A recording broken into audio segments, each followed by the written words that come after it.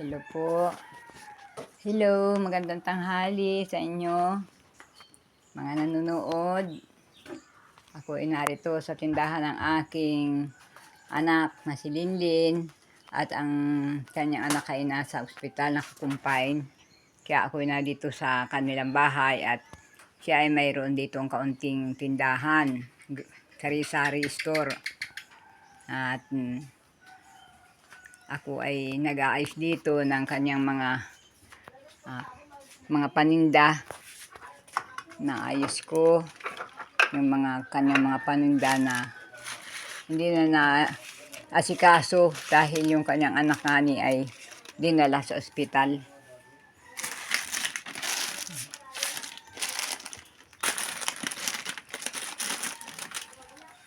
Siya ay isang single mother, isa ang kanyang anak, yun nga nasa ospital. Kaya sila ay nagkakabuhay lamang na mag-iina. Ito yung kanyang paninda. Kukunti lamang ito.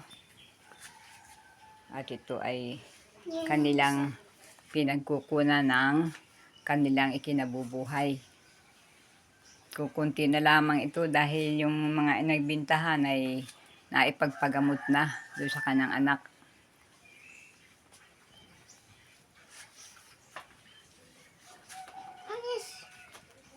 Kukunti lamang ang pinagbibintahan nito dahil marami ditong may tindahan sa aming lugar. Kaya kanya-kanya na lamang suki ang namimili dito. Nagtitindera siya ng kunting-kunting bigas, tigkalahating sakbo, para pag may bumibili dito na hindi nakakabili sa bayan ay dito na sila bumibili. Ngayon ay wala na silang tindang bigas. Hindi pa nga ni nakakabili. Kaya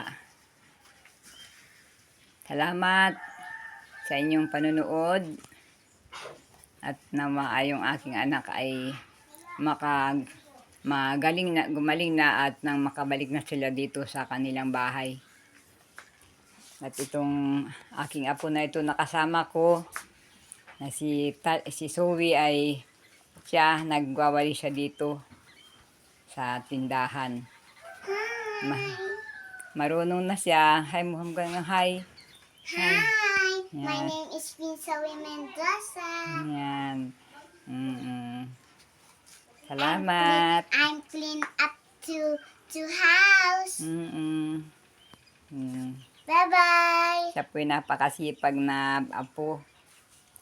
Masipag siya ang bata. At siya ay, kahit siya ay musmus pa ang kaisipan niya, siya ay marunong na magkusa sa mga gawain na tumutulong na siya sa akin. Sa pag-asikaso, pag wawalis dito, yung kaya niya na gawin ay ginagawa niya.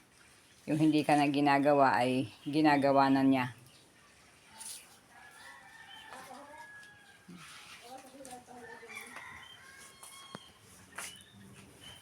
Thank you po sa inyong mga panonood dito sa aking mga videos.